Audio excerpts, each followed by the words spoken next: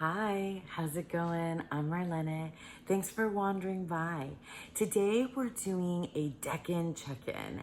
So a while back I had posted on my YouTube community post, I posted like a call out for questions about the Decan Walk. And I gathered a lot of questions from you guys, and I've been meaning to make this video for some time, but actually right now is a perfect time for a Decan check-in. So for those of you who are new here, welcome, and for those of you who have been here before, welcome back. Like I said, I'm Marlene. I'm a poet and a tarot reader, and I started this particular practice in March when Aries season began, called a Decan Walk. So I'll kind of briefly explain what a Decan Walk is, and then I'll get into the questions that came from the community. So a Decan Walk is, well, a decan, I'll start there.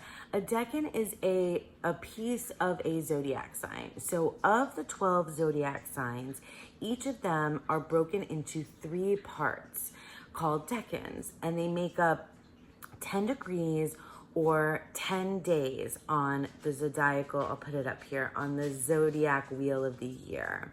And according to the Hermetic Order of the Golden Dawn, and also according to traditional Western astrology, there are correspondences between astrology and the zodiac signs and the tarot. And so what we've been doing since March, from Aries season now to almost the end of Virgo season, is we've been walking through every 10 days those particular decans that correspond to a minor card in the tarot. So each minor card from the 2s to the 10s has an astrological correspondence. It draws in a planetary influence and the zodiac sign influence, and the planet and the sign each correspond to a major card in the tarot. So those two influences then are on that particular minor card when we're spanning through that 10 days. And so what we've been doing since March, some of you joined me at the end of March, some of you have joined me along the way, some of you might be brand new right now, and that's awesome. You can join the Decan Walk anytime. But what we've been doing is we've been studying. I have books and resources and different places that I've been getting materials to find out more about those astrological correspondences and understanding how they come together in that particular minor card. So that's what a Decan Walk means to me, and I've brought you guys along on my journey. Like I said, I posted in my community post a while back a call out for questions so I could answer questions from you guys as we've been going through. And like I said, it's a perfect time now to do this because we are halfway through the Decan Walk. I always pull, these are reading glasses, so I pull them down when I'm reading. Anyway, what I'm gonna do is I've got my coffee, I got my stack of books and things right next to me, and my Decan altar is like literally like right behind this camera. So if I need anything, I can just grab it. And then I have my questions from you guys in front of me, and we're gonna just get into it. All right, so let's go ahead and get started. Okay, so the first question is, why did you decide to embark on this year-long study, and what do you hope to gain from it? So why did I decide to embark on this year-long study? Great question, because I am, like I said, a poet and a tarot reader. I've been studying and learning the tarot now for about 3 years, I want to say. And I know that as you begin a tarot journey, for me anyway, a lot of it was discovering that there are these other layers to it, that there's, I found out more and more about the history of tarot and about the Hermetic Order of the Golden Dawn, who are the most popular decks, the Rider-Waite-Smith and the Thoth tarot were created by Arthur Edward Wade and Aleister Crowley, respectively, who were members of the Hermetic Order of the Golden Dawn. So that particular group had layered specific correspondences onto the tarot.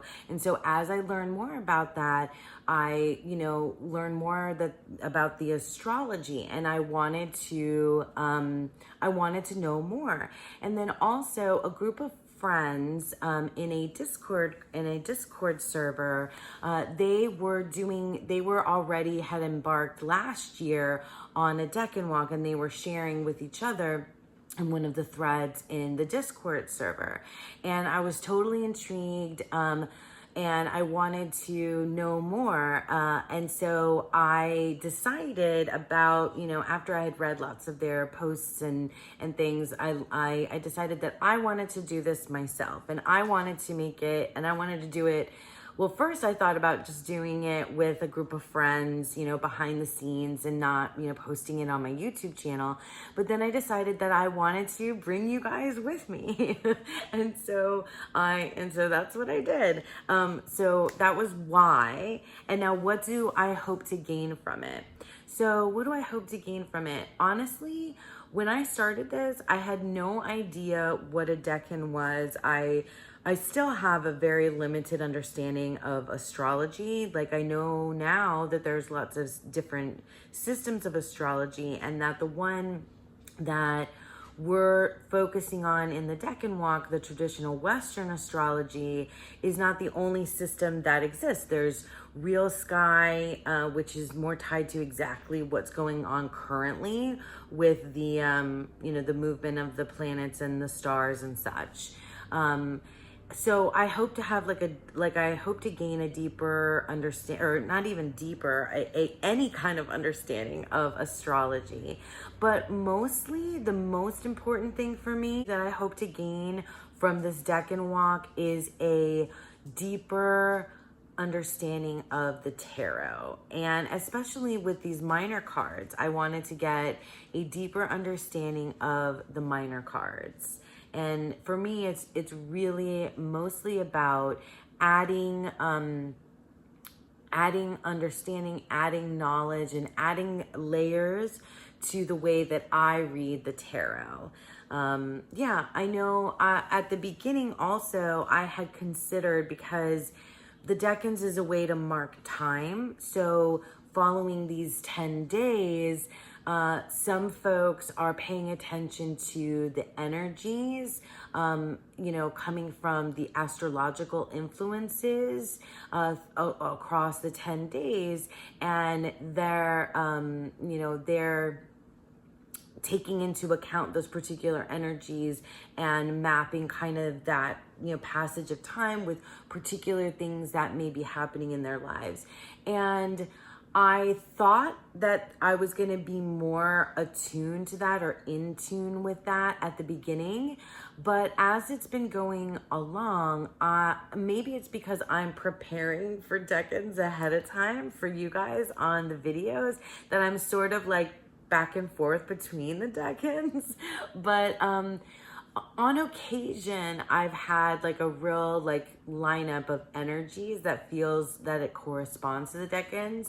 But for the most part, that hasn't been like a big piece of what I'm gained, or what I hope to gain from this particular practice. Although it's a completely valid, for me, it's completely valid, and I think really cool for those of you out there that may be doing that.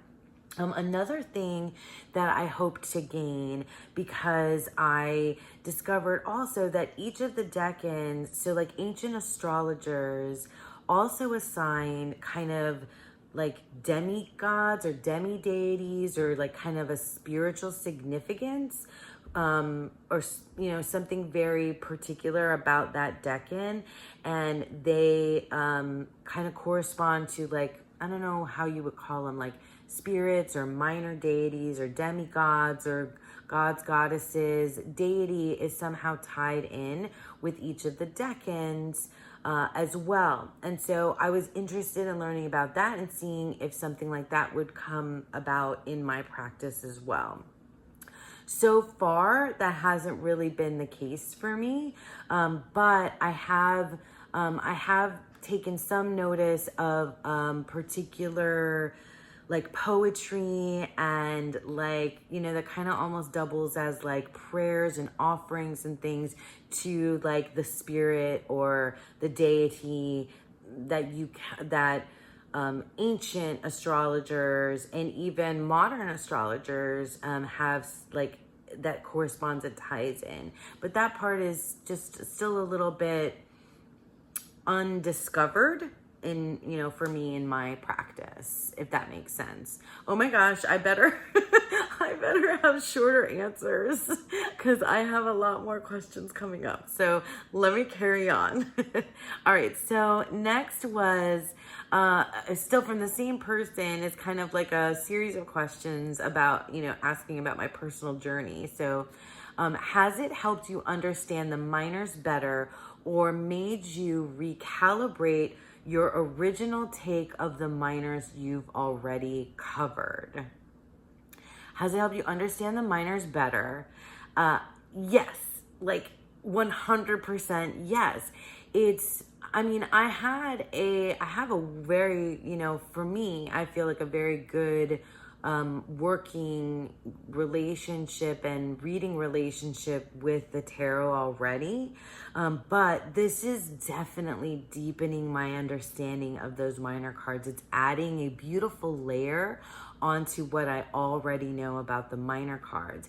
And it's true, in some cases, I have recalibrated what I originally thought about that particular card. I've thought, like even for instance, with the current decan that we're in the 10 of Pentacles, I for sure thought of it as a legacy card, but I kind of changed my way of thinking about it in some senses, or actually more with like the 9 of Pentacles. That was one too, the decan before the one that we're currently in. And I know I'm talking about this particular time, but it doesn't really matter if you happen to catch this video anytime. But like the 9 of Pentacles, I think I was able to see some more of the shadow side of the 9 of Pentacles, and like because it's tied to Virgo, which is the Hermit, I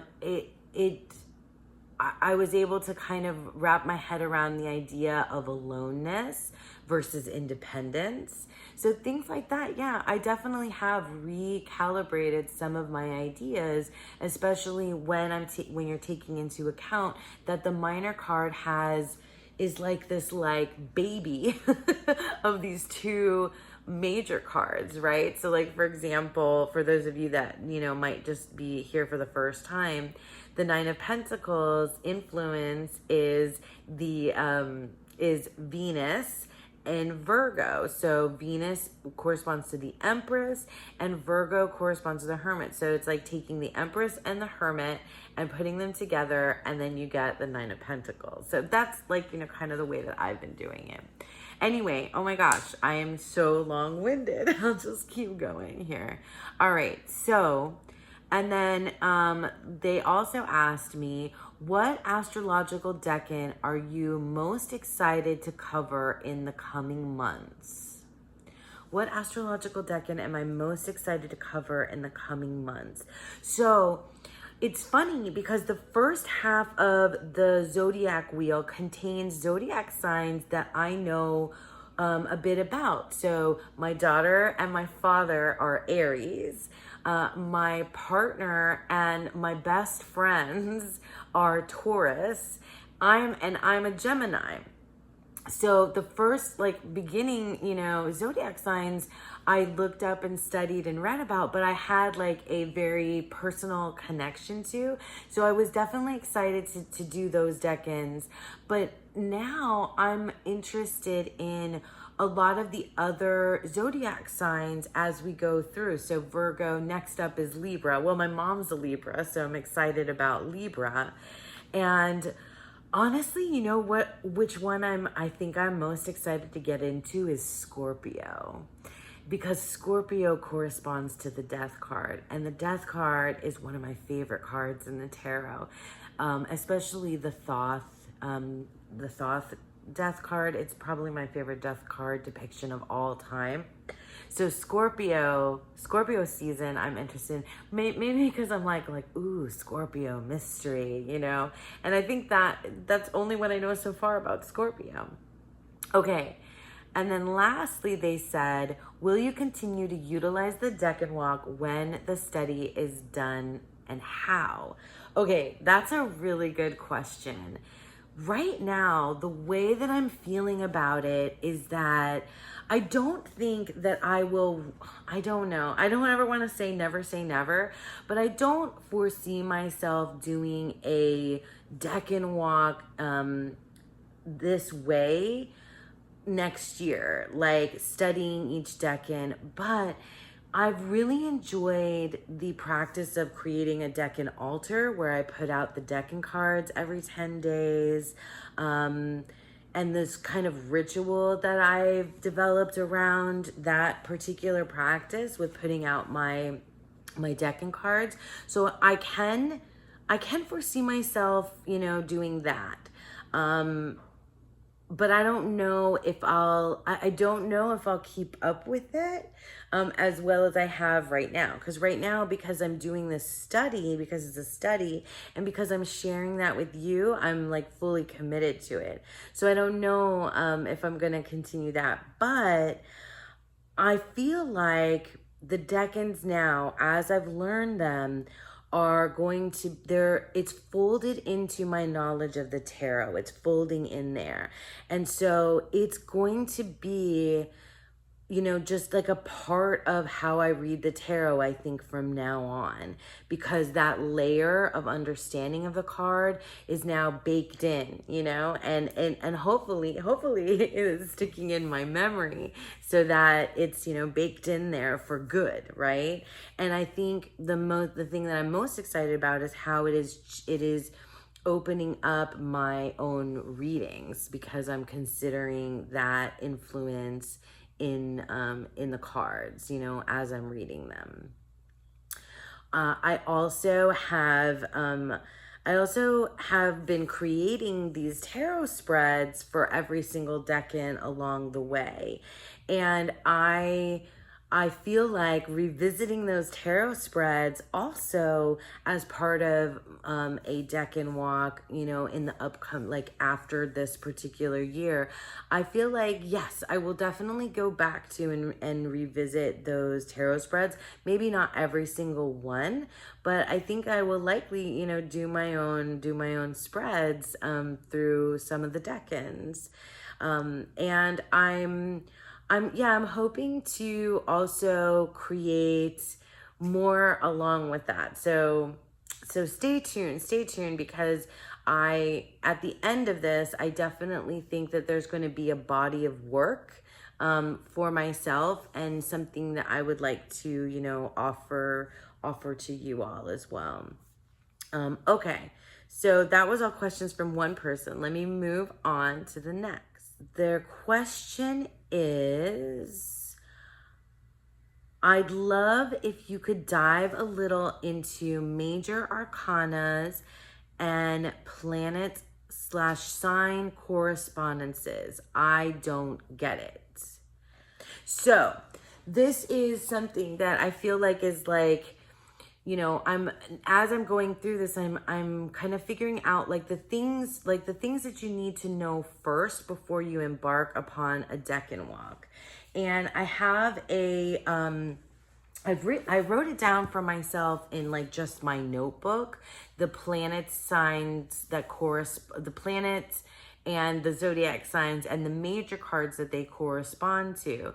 But I also got this tool. So this is the Great Workbook, and it's done by Numinous Press. I'll leave links in the description box below to where you can find this. So those particular planetary and zodiac correspondences to the majors of the tarot, I'm using the correspondences that were developed by the Hermetic Order of the Golden Dawn. So Arthur Edward Waite, Aleister Crowley, our most popular tarot decks, the Rider-Waite-Smith and the Thoth Tarot, they were created by the folks that were in members of the Golden Dawn, okay? So that's why that influence is on so many other tarot decks, that happen after, because they're the most popular ones. So in this great workbook, there are several different activities. And one of those activities is this. It's to line up the trump cards with their particular planetary influence and zodiac sign. So you can, I'll put, there are a bunch of different places where you can find this. You can see it on the zodiac Decan wheel that I always like pop up. You can Google it, you could just Google it. But I will also leave a link where this exists. I think it's also helpful to just make a list. And in the great workbook, you can do just that. So it has it just literally has the tarot card, and then the correspondence to it. So not every single there's 22 majors, 12 zodiac signs, okay? And then we have, our 7 classical planets. And then we also have elements that the signs correspond to as well. And so I think it's a good exercise, to look this up.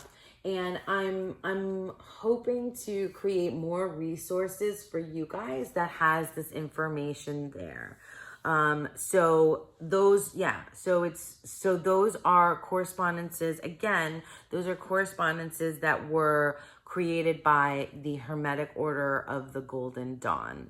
And I'm just taking that information and putting it here on this particular list, okay?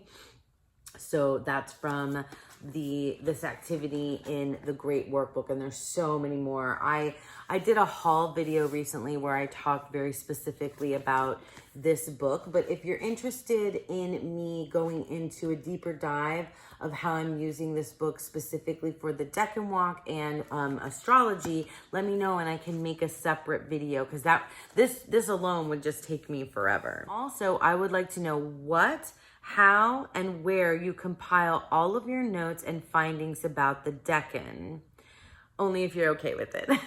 I'm totally okay with sharing that with you. So honestly, mostly what I do is this is the main book that I'm working from, The 36 Secrets of T. Susan Chang. Mostly the way that I compile my, that I keep track of this is by highlighting and writing in the margins of the books that I'm using. So, some of the main books that I'm using, the Tarot Handbook, 36 Secrets, and then I have also Tarot and Astrology by Corinne Kenner. And now I haven't had the Great Workbook from the beginning, but I've had it now, so I can show you in here in the astrology section what I've been getting up to, because they have specific spots. So like, for example, this is, maybe if I go this way, that's better for you. So they have all of this information that you can fill in for the sign of Aries. And you put all this information in, and then what I've been doing over here is from my, from my specific books, I've been putting in my information. And I've only been doing that just recently since I got the Great Workbook. Otherwise, I've been mostly just keeping notes in the books themselves. And then I kind of ready myself with those. I ready myself for the video with all of my notes from the books. I haven't really put a lot of it in other places, but I can show you. I do jot some things down I use just like a little journal. This is also my poetry journal.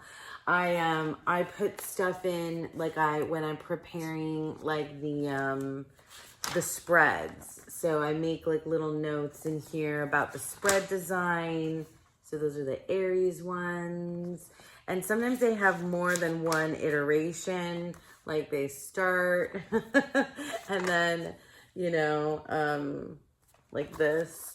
Sometimes they end up being different than what I originally had planned. Oh, that's a poem. Like here's the Taurus spread design with the hourglass, Gemini 1.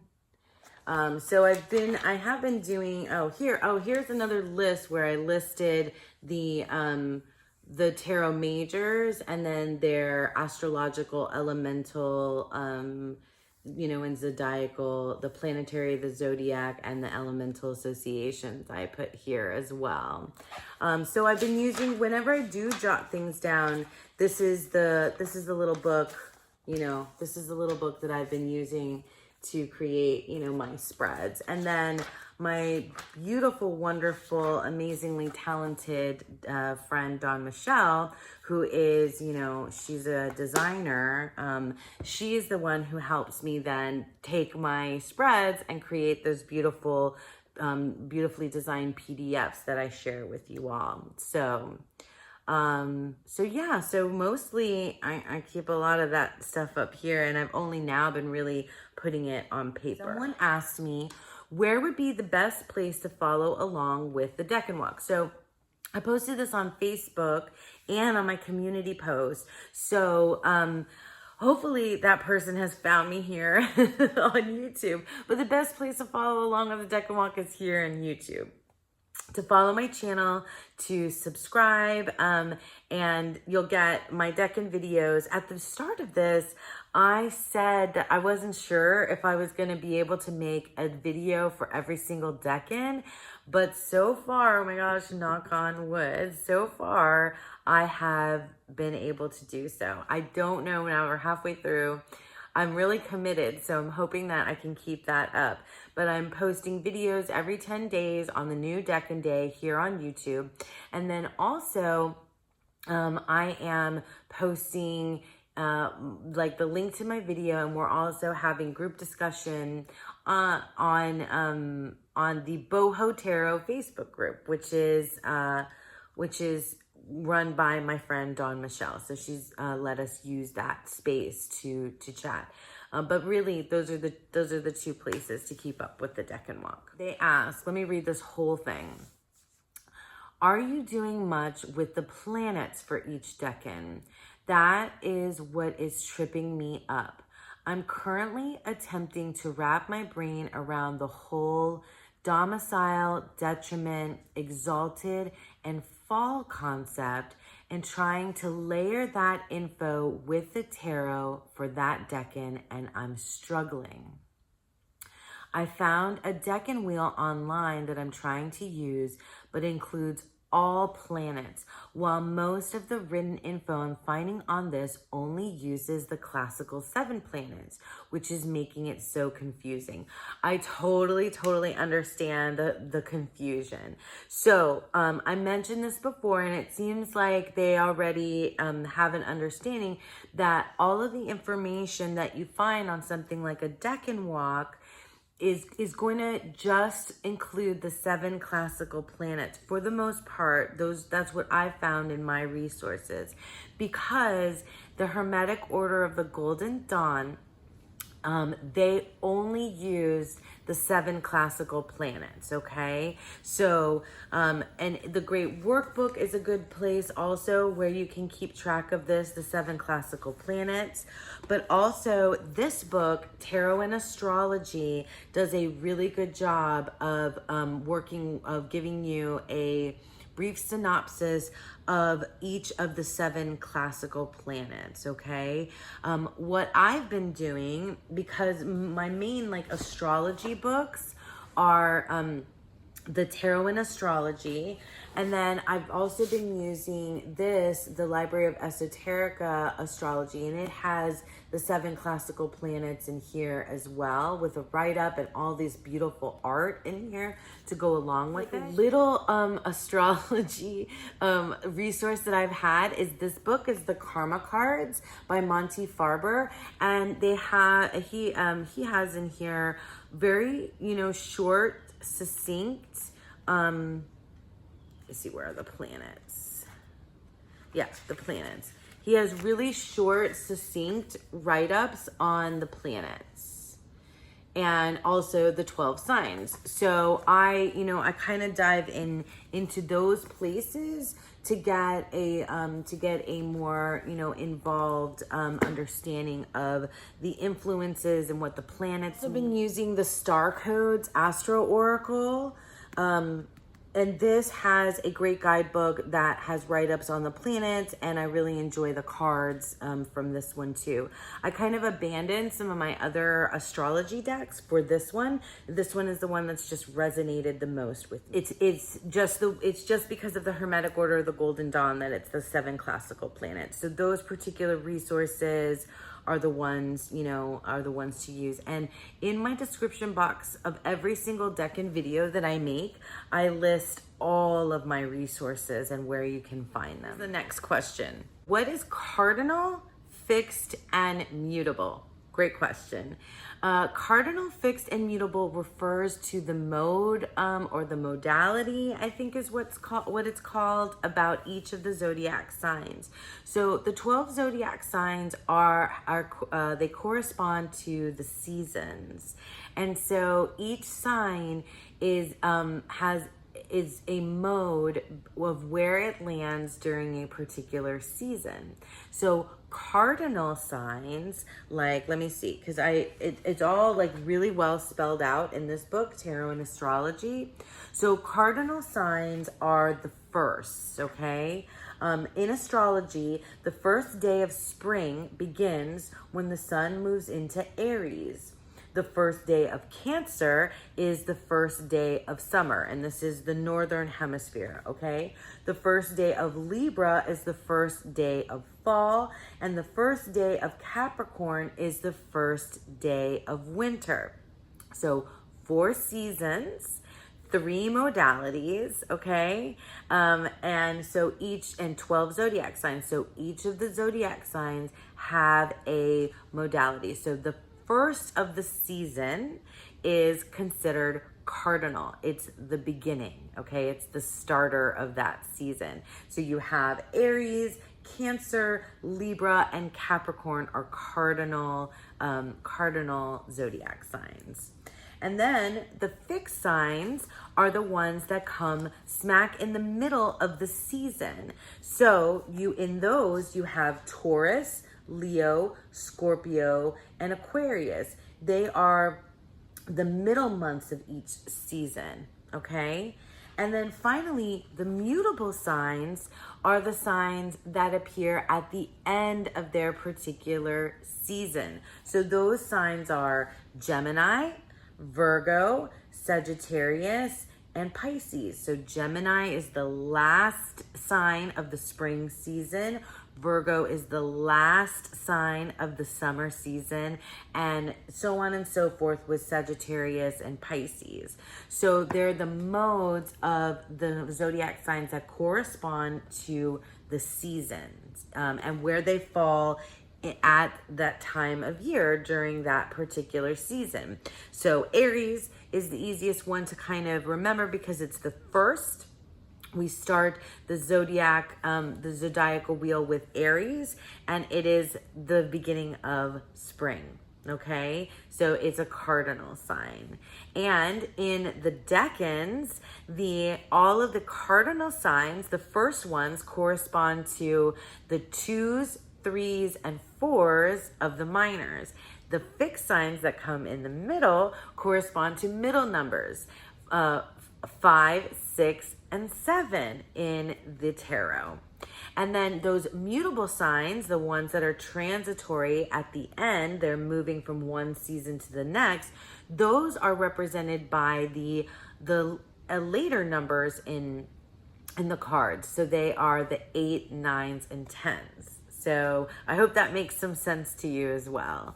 And you can see it on the zodiac wheel. Okay, so you can see 2, 3, 4, 5, 6, 7, 8, 9, 10, and then you'll see it go from Aries, cardinal, to Taurus, fixed, to Gemini, mutable. Cardinal, fixed, mutable. 2, 3, 4, 5, 6, 7, 8, 9, 10. I hope that makes sense to you. This person asks, I wanted to know how you connect the major arcana to the minor. Like, are there built-in connections or only ones we infer? I really like the Tabula Mundi because the connections are visually presented, but it is such an intricate deck and I don't always have the mental energy to dissect it all. I totally understand that. So I already went through the associations between the major cards of the tarot and the astrology. So when you have a when you're putting it all together, let me just grab, I have the Tabula Mundi here. So when you're putting it all together with each of the, I'll take our current Decan card, right? So once you have made your list of all of the, here, I'll show this first. Once you have your list of all of the correspondences between the major cards of the tarot and their planetary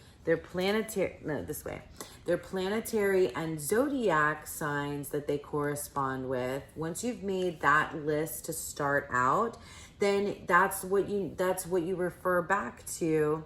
If you have a deck that doesn't have the signs, and planets right on them, okay? But when you have a particular deck with like the Thoth or the Tabula Mundi, which corresponds to the Thoth, or which is inspired by the Thoth, then you get a card that looks like this. So it has your planetary sign and your zodiac sign right on the card. So we have, and that's actually further back. It would really help you to practice drawing all the glyphs so that you know the planetary glyphs and the zodiac glyphs. I found that helpful to me to learn and memorize the glyphs, so that now when you have a card that has these two influences on it, then you can correspond it to your particular major cards. So now if you have your list and you see Mercury and Virgo on this card, so this is Mercury and this is Virgo. So Mercury corresponds to the magician or the magus, and you can see here in the Tabula Mundi that the Mercury symbol appears right on the card, okay? And the same for the association with Virgo. So Virgo, it corresponds to the Hermit, and you can see the zodiac glyph for Virgo right here on the card as well. So with a deck like the Tabula Mundi, it's really easy to see everything. But if you have a list where you have everything there and you've looked up and found the correspondences that were created by the Hermetic Order of the Golden Dawn that include the 12 zodiac signs, the 7 classical planets, and the elements. Then you have your associations with all 22 major cards, and you can put those together, okay, as you go through the minor cards. I hope that helped answer that. Like I said, if you're starting from like scratch, like me, and you don't actually know the particular, the glyphs. So here's the Emperor, right, which is Aries. So that's the Aries glyph there. You can practice your zodiac signs and your planetary signs. Over here, don't get too confused. These are Hebrew letters. So that's a whole different study, doing the Hebrew letters and the Kabbalah. So in here, and I agree that in the Tabula Mundi, there's so much to reference. But I also, in my description box below, I leave a link to Maline's blog, where she goes through and explains so much. Plus also, if you get the guidebook, Maline's guidebook is very, very thorough. You can also listen to Maline and T. Susan Chang's Fortune's Wheelhouse podcast. And just for me, getting different bits and pieces of information from different places is really, really helpful. I just kind of like put it all together. Just a few more questions. All right, so they ask, of all the resources you are using, which ones would you recommend for people on a limited budget? I would love to have all the books you're referencing and the decks too. LOL.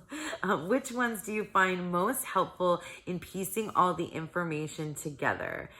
And then they say really sweet things. So, and most of the folks that ask me questions say really sweet, wonderful things, and it's just amazing.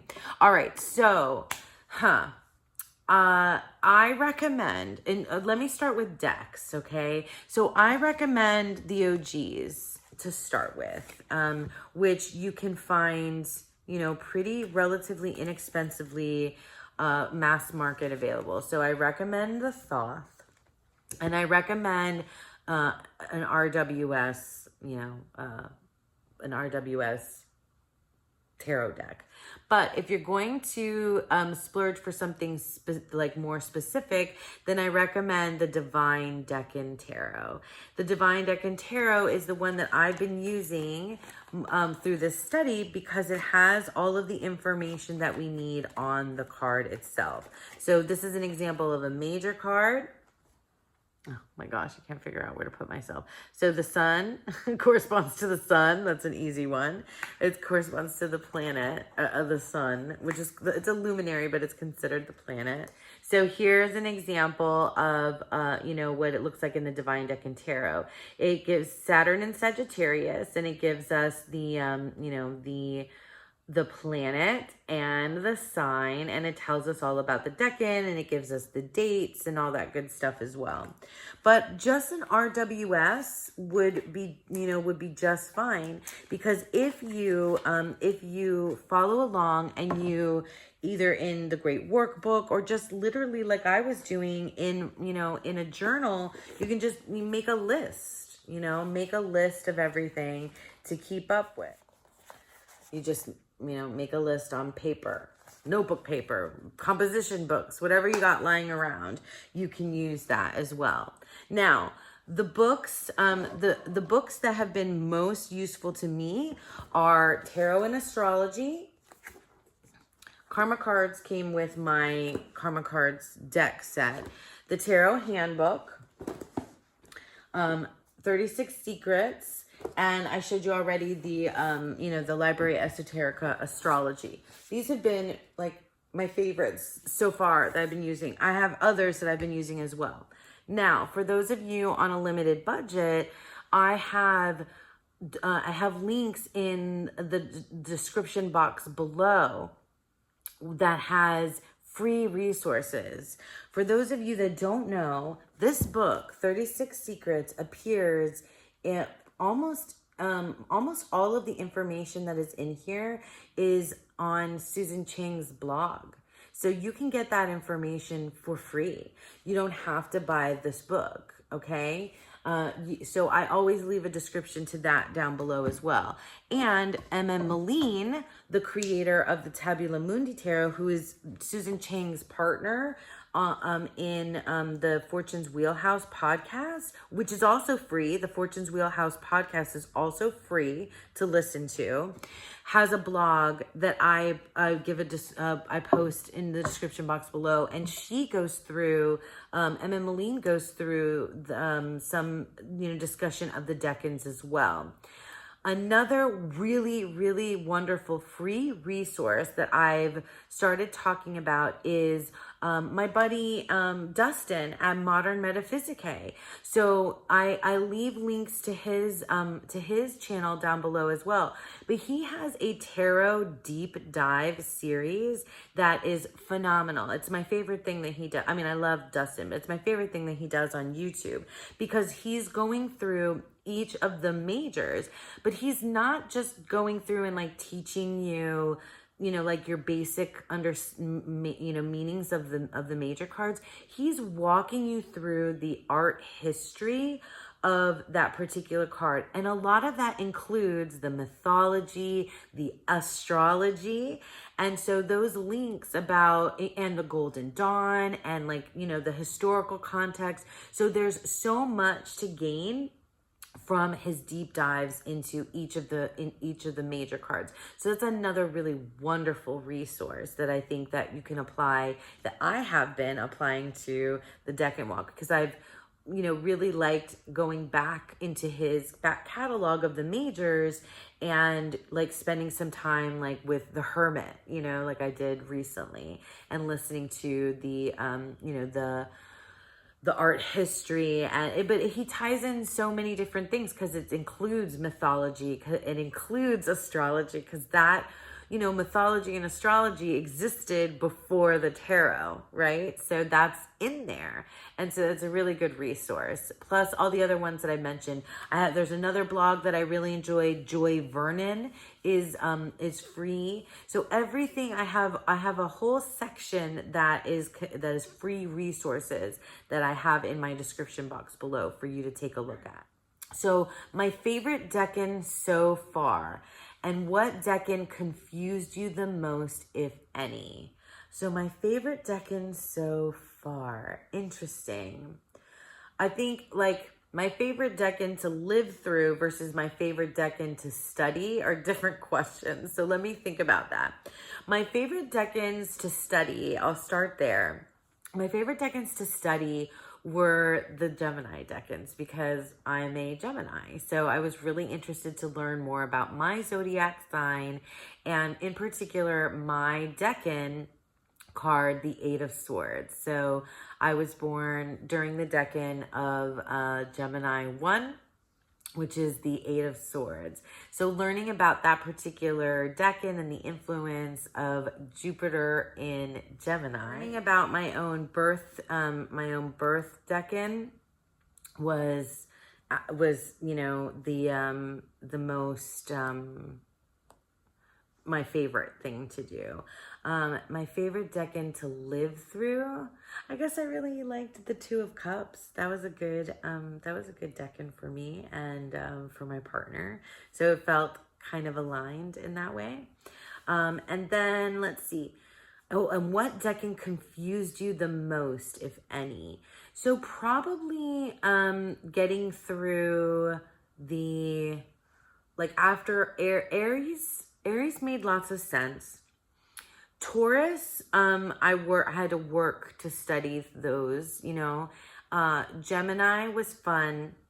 And then after Gemini was Cancer. I think probably the Cancer ones were a little bit confusing to me in some places. I know, I feel like there's always one card in each Decan that tripped me up based on what I know about the tarot. You know what I mean? Where I was like, I'm not so sure how these two, how this planet and this sign, come together to make this particular card. The Four of Cups was one of the ones that I spent quite a bit of time puzzling out, studying, going through every kind of different,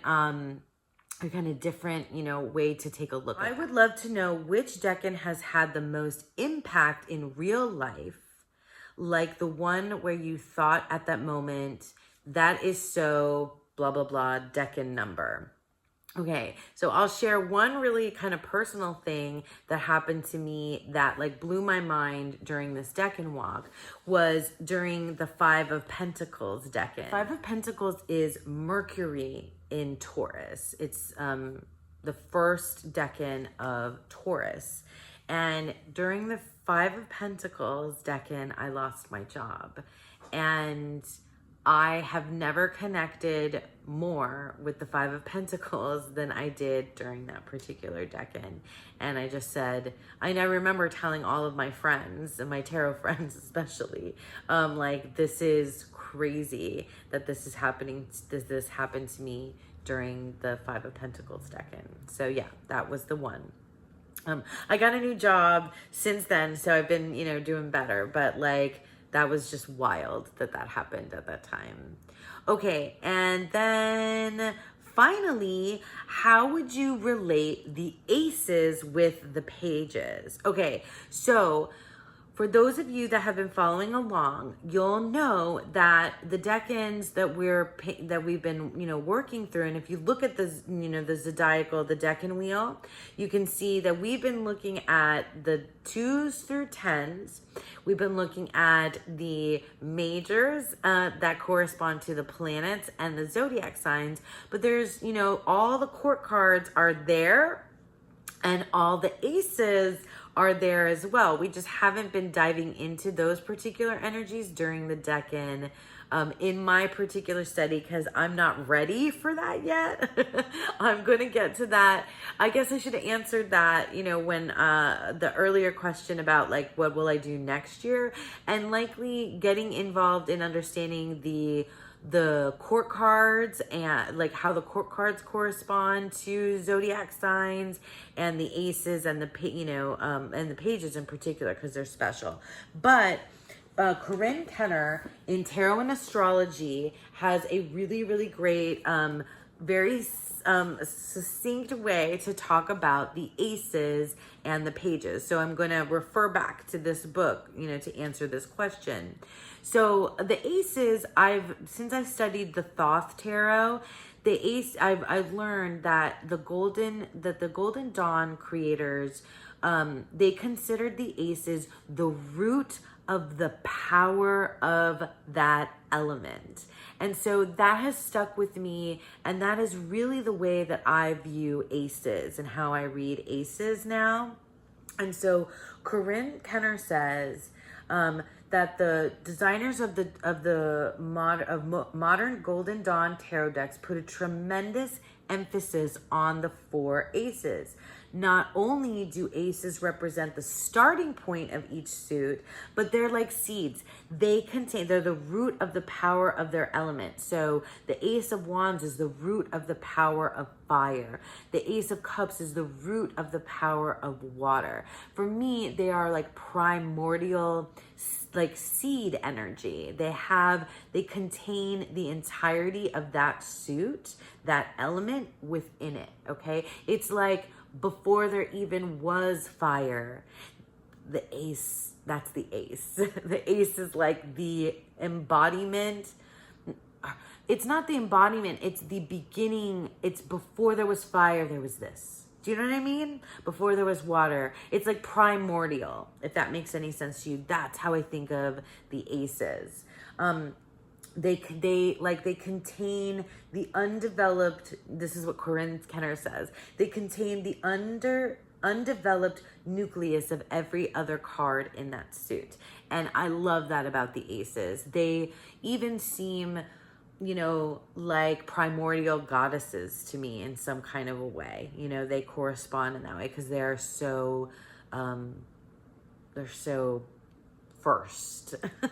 Because they also, all the aces correspond on the Tree of Life to Keter, which is the source. Anyway, I won't get into Kabbalah. That's another study for one day. And then also, so the aces are not on a position on the wheel of the year. They station the 4 aces along the North Pole of the ecliptic. And so in Tarot and Astrology, she gives you this cool, diagram so that you can see where the aces kind of sit in those terms. I don't really think of the ecliptic. I have very little understanding of that so far. So I kind of get this, but it's not really what I think of. I think more of that primordial kind of thing. But the pages, so, you know, from that position, the aces, but she says that from this position, the aces guard the heavens. So that's where the aces are. They guard the heavens.